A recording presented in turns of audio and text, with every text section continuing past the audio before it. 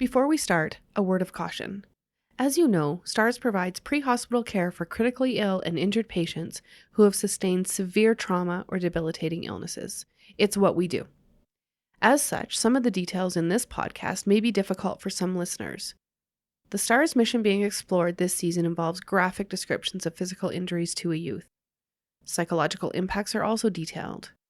The patient's family and supporters have generously allowed us to tell this story as a personalized insight into STARS. And for that, we are genuinely grateful. The community and everyone else who was involved welcomed us with open arms to help us tell this story.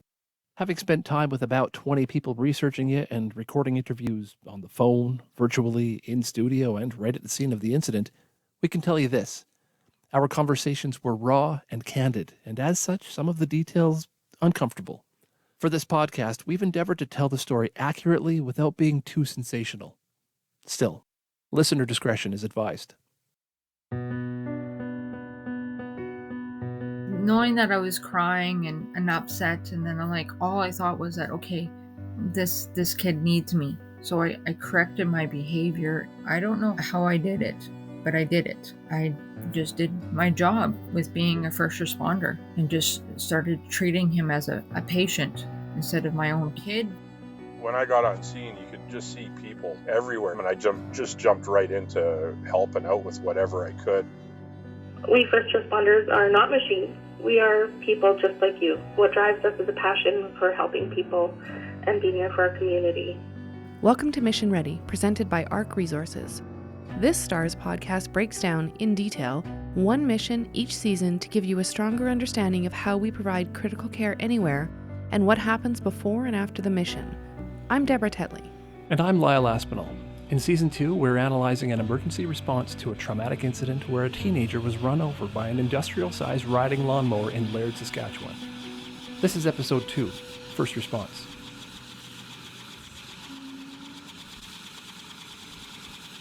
It's July 19th, 2022, and Drayden Woolman, a 16-year-old boy, is still trapped under an industrial lawnmower and fighting for his life. STARS is on the way, but with him right now are EMS, firefighters, RCMP, and first responders. Most of these people are volunteers, just everyday folks helping their communities. Drayden's mom, Christine, is also there, as are his grandparents. Christine is a first responder and a volunteer firefighter. She'd learned about the call early on and rushed to the scene, but RCMP kept her from approaching her son as other response personnel did their work.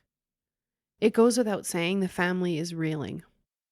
One of the initial first responders to arrive is Kayla Burrell, who you met in the previous episode.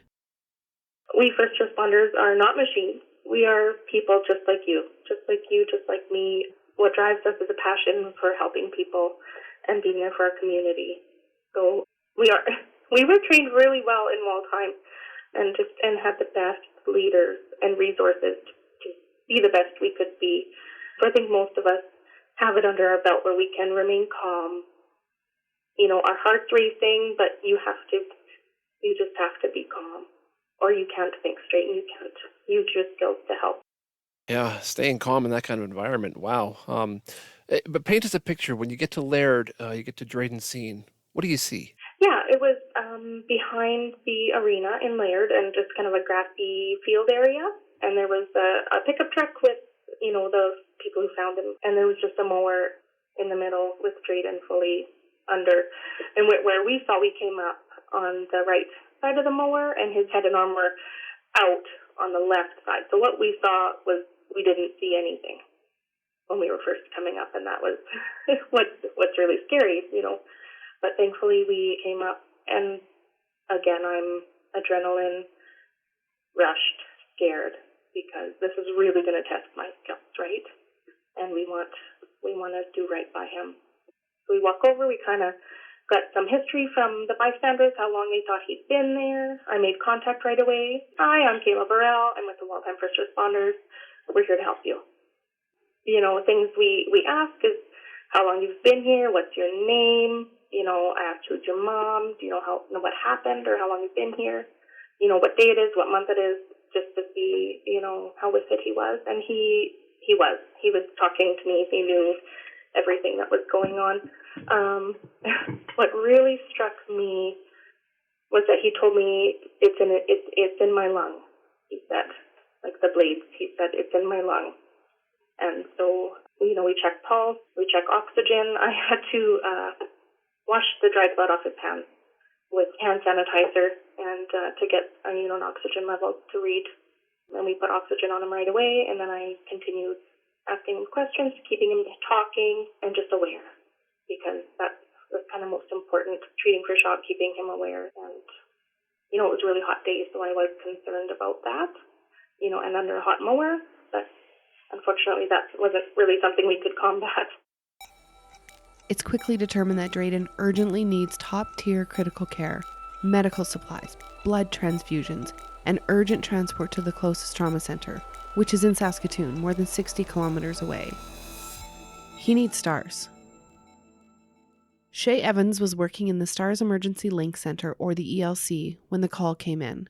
This is our 24-hour communications hub where we not only dispatch our own helicopters and other medical aircraft, we also link pertinent people into calls. This can range from doctors at receiving or sending hospitals to witnesses on the scene, first responders, police, firefighters, and the people we rely on to prepare a safe landing zone for our helicopter. Shay had recently moved from a different position in the ELC and was just starting to take critical patient calls on her own after months of training. Despite how busy the ELC is and despite how busy summers are, the details of this mission are etched in her memory. In the summertime, especially like July, August, our volume just goes up so much. Like we process probably about 100 calls a day from hospital and to pre-hospital calls. And I remember that call. And, normally like when you have 100 calls a day, they all kind of start to blend. But that was probably one of my very first calls after just recently being signed off. So in the STARS Link Center, you have 6 months of precepting. So you can't really take a call by yourself for 6 months. And they say typically it takes about a year to actually get really comfortable. But that was right after my sign off and doing logistics too. So dealing with the helicopter. And so that was really stressful. And then this kids calls, like anybody who is a young kid, that typically takes a huge toll on anybody. You can just feel in the room with a traumatic event, and with a kid you can just feel the tension in the room. And you talked about room awareness and how the mood in the room changes when it's a kid. Can you talk a little bit more about that? What did you see? What was the feeling in this case? Yeah, I think everybody took a deep breath, like it's going to be a hard call, but we're here to do a job, and we do our job well up there, and we take care of ourselves and our family, but yeah, we do our job first. Even though the duty crew has already had a heads up that this call might be coming, Shay handled the dispatch, speaking with one of the pilots who will fly the helicopter to Laird, Captain Alex Para. Star 11 Link Center, you're on preload for a scene call 13 nautical miles northwest of Rostern in Laird. Link Center, Star copy, standby weather. Standing by for weather. The weather was great, so the pilots had no concerns about accepting the mission. Copy, mission accepted.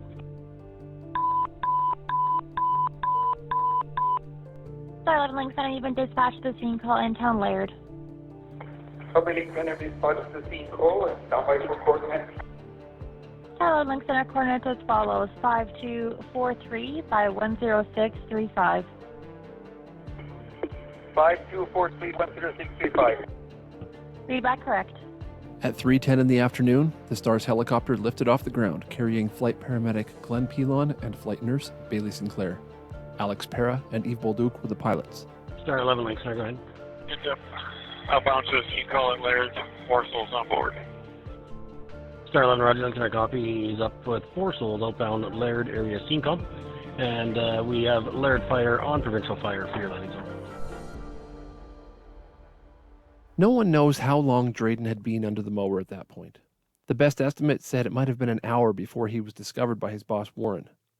Time wasn't on their side. Drayden was fading, and Kayla could only continue to comfort him.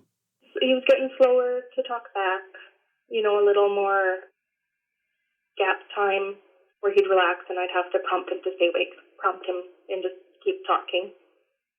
Other than monitor his oxygen levels, there wasn't much anyone could do for Drayden medically until the mower was removed. Paramedic Gil Maraboto from nearby Rostern set out to determine if it was possible to remove it without causing further damage. He reached his arm under the mower to investigate. So I put my hand underneath and try to see what he refers to, like the pressure on the chest because I can see. So like, well, I can feel it. So I start like moving on his abdomen and was good. And as soon as I start going up slowly, eventually like feel like that's something like hard, like, oh, the blade, like, oh, yeah, the blade is inside his chest. So all the ribs were open on the right side. This blade was, I think the blade stopped at some point, obviously, and was stuck between the ribs and underneath, and everything was open in there. And I felt his arm, like the first thing, one other thing, when I keep going, one of his left arm was like in two pieces, like, okay, that's not good. And I started keep going down. The Gil knew that removing the mower could cause damage, and the crews on the ground were not equipped to respond if Drayden's condition deteriorated. He decided to call the STARS doctor. So I told the guys, guys, like, there's not much we can do. Let me call the transfer physician. I don't know what I'm gonna do here, because if we remove it right here and we're by ourselves, I don't know what we can do. Like, I wanna just be sure that STARS is coming and see what we can do, because honestly, I don't know. Like, at this point, we can give something for the bleeding and some TXA, and that's it. That there's not much that can be done. And he activated his radio and spoke with the Medical Communication and Coordination Center in Saskatchewan, asking to be connected to the STARS Emergency Link Center. Hi, it's MCC Central. I've got a roster and EMS attendant on the line regarding that Laird call. Perfect. Send them through and I will link them in with the transport physician. Oh. Hello? Hi. We have like a pretty serious case in here, so... Okay, I'm going to link you in with the transport physician, Dr. Oriadokin. One moment. Thank you. We're going to pause for just a second to explain what a transport physician is. STARS uses a physician-led model where doctors oversee care, train crews, and ensure quality control. STARS physicians provide patient care and medical expertise for all missions 24 hours a day, 7 days a week, and they are available to provide timely consultative advice and guidance to other emergency services as required. These doctors have significant experience treating trauma patients in emergency departments and ICUs. STARS transport physician Dr. Shagun Oyadokin was on the phone talking to EMS and firefighters at the scene. While the STARS Air medical crew was en route, ground paramedic Gil Maraboto explained the situation. Hello? Hey, Dr. Oriadokin, it's Charlene again. I've got the EMS on scene with the young man that's trapped under the mower. Okay. Thank you. One moment. Hi, this is Gilbert for Ruston Ambulance. Yes, we're here on the scene with a 16-year-old that he got trapped onto a riding lawn mower. His left leg is totally wrapped into the blades, and one of the blades is in his chest. So I trying to see what would be the best way to take him out from the lawn mower. Do we just remove the lawn mower out and see how bad it is, the blade in his chest, or we should proceed different in this case? Like, no one can see yet. We only can see the blade like losing, like the chest is blocking the whole blade. So we are assuming the blade is inside his chest, and the left leg is completely wrapped around the blades. Oh, I'm just waiting for the STARS to land in here. Yeah, I don't know how to remove it from the lawnmower without. We have to take it off, like move the lawnmower back, but I don't know how much damage we're gonna cause while doing that. Is he conscious and breathing? Yeah, he's conscious and breathing, talking. He have like his pulse and everything. It's after like 96. We're checking the blood pressure right now. We put there's one arm available, so we put an IV through that arm, and we're gonna check the blood pressure, see how he's doing. He have oxygen already running. Okay. So which side of the chest? Left center. Yeah, it's left center. So yeah, okay. So this is where I think fire can come in. Do you have fire and rescue services there with you? We have. It's a voluntary team, so I can put you through. And now, a quick word from our Season 2 sponsor. As Canada's third largest natural gas producer and the largest producer of condensate, ARC Resources is proud to play an important role in the responsible development of Canada's energy resources. In delivering those resources, safety is the #1 priority, always. And it's that core value that makes ARC's partnership with STARS a natural fit. It's our shared goal to ensure that everyone arrives home safely at the end of the day. Learn more about how ARC is leading the way for safe and responsible energy development at arcresources.com. Welcome back. Dr. Oyedokin has worked at the Saskatoon STARS base since it opened in 2012 and has helped many patients through critical care needs over the years. He still remembers the details of this particular incident, though, much like everyone else we spoke with. He said it was one of 2 unrelated calls that happened simultaneously for STARS, and it was up to him to decide which one the crew would respond to.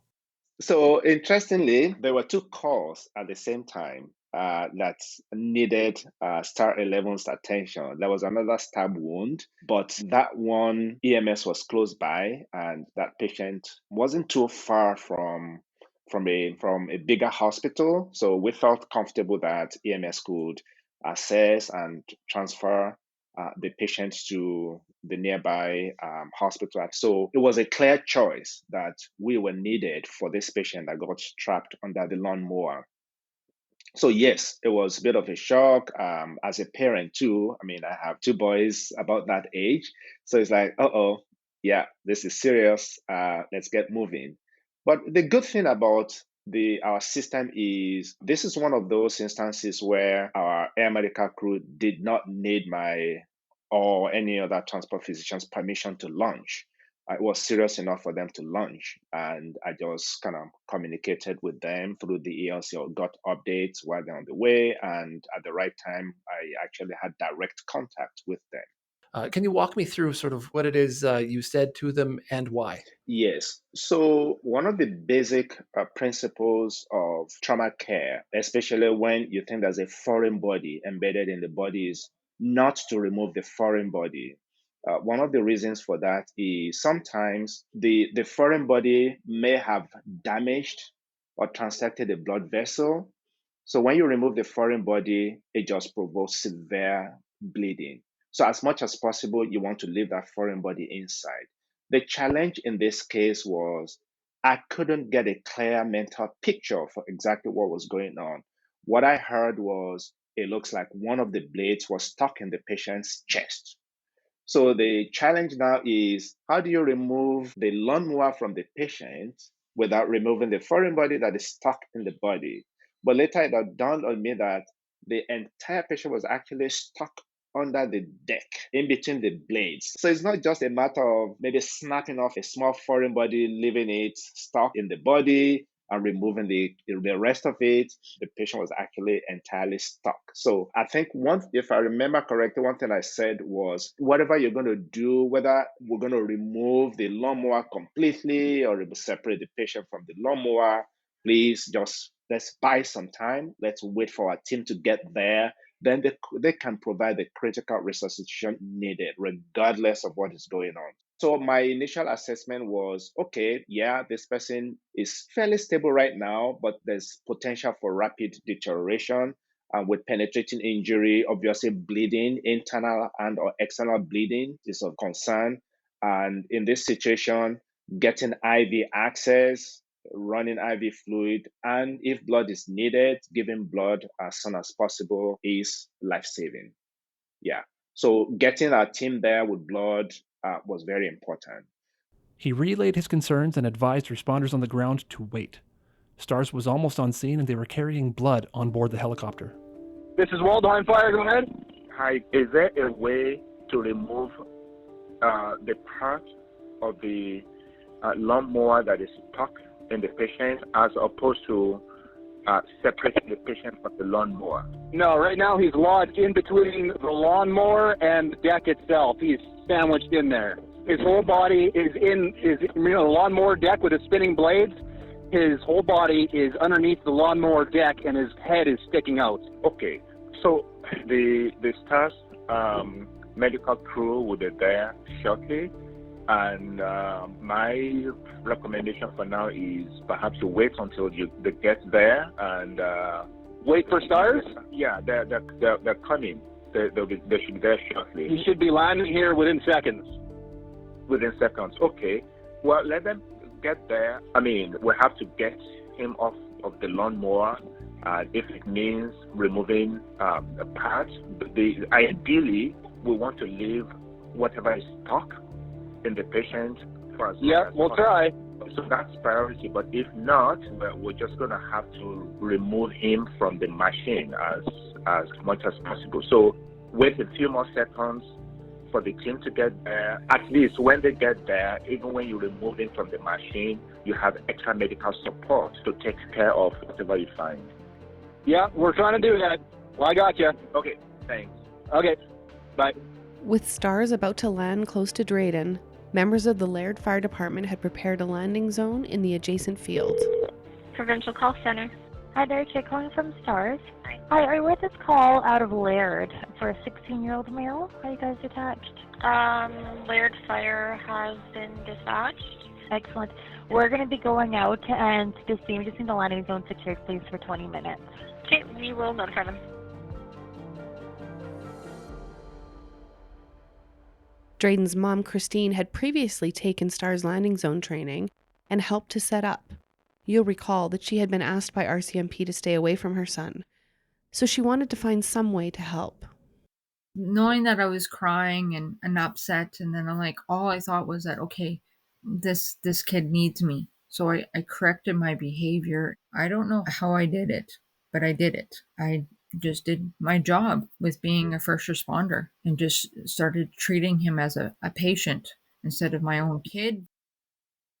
We would have lots of practice scenarios with landing stars, like just pretending that they were there, like with setting up, because you have to set up a perimeter and you have to watch for debris, and you have to make sure that where you're going to be landing them is going to be a safe area.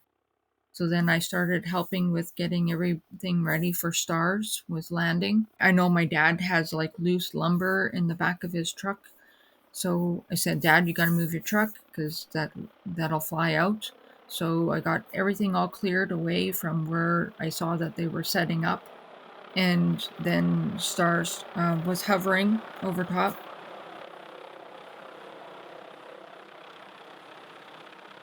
First responder Kayla Burrell remembers what she felt as the helicopter descended. A relief, absolutely a relief. We, as first responders, have just emergent care.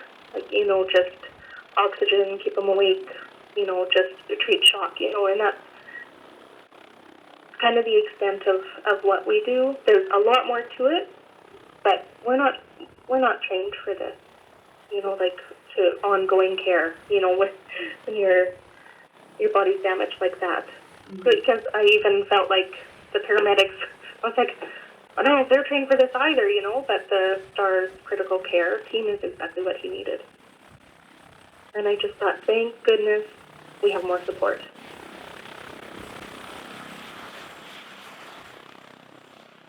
Laird Fire Chief Chris Dennis had been out of town when he received the page for this call. He raced back from Saskatoon when he'd heard what happened. As I came into town, STARS was just coming in for landing. I could see the helicopter coming down as I got onto scene. When I got there, Christine was standing off to the side and said that they won't allow her to go over and see him. And all she knows is his head was sticking out from underneath the lawnmower. I said, okay. I said, you've got the right people here. We're doing our best. And I walked onto the scene and I assisted with the rescue.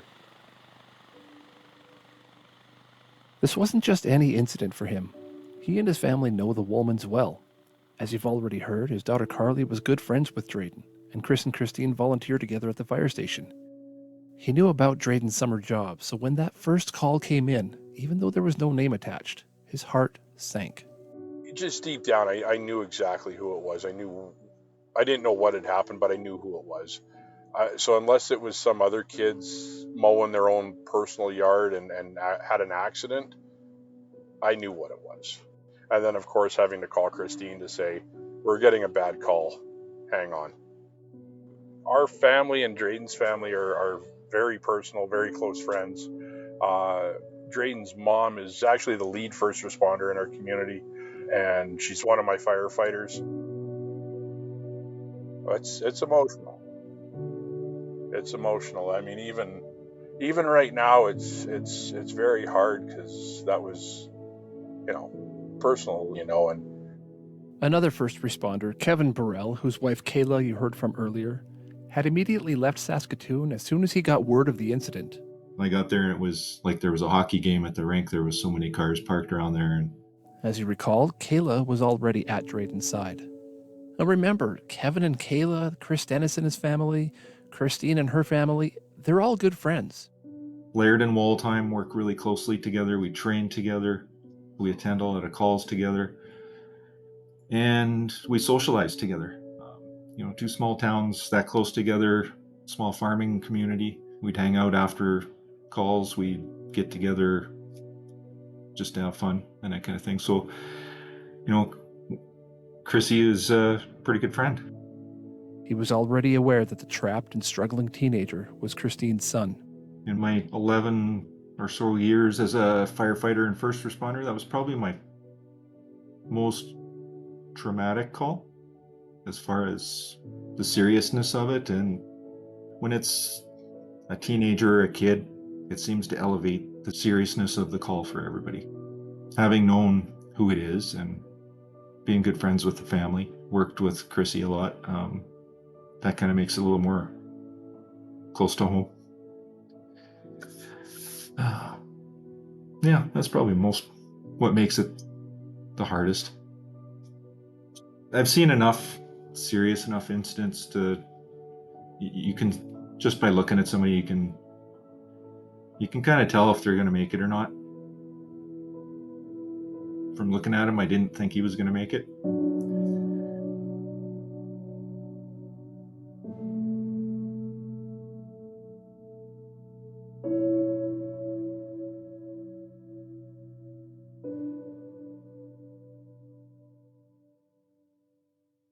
Next time on Mission Ready. I remember landing on the scene, and like I said earlier, our training is absolutely incredible. It is the most in-depth, best learning experience I've ever had, but nothing prepared me for that. It was like nothing I've ever seen before. From my 30 years of experience, when somebody is trapped like that and very hypotensive and with difficulty breathing, you know that they only have about 10 minutes left to live. Mission Ready, presented by ARC Resources, is produced in-house by me, Deborah Tetley. And me, Lyle Aspinall. Watch video clips from this season at stars.ca/missionready. Mission Ready contains original theme music by Kaya Gamble, whose dad was a longtime STARS pilot and whose mom was once a transport physician. Check her out at kayagamble.com. Please rate and review Mission Ready wherever you found it, and be sure to tell your friends about it. Also, check out Season 1. Want to be a STARS ally? Get involved and support our mission by visiting stars.ca. Until next time, thanks for listening.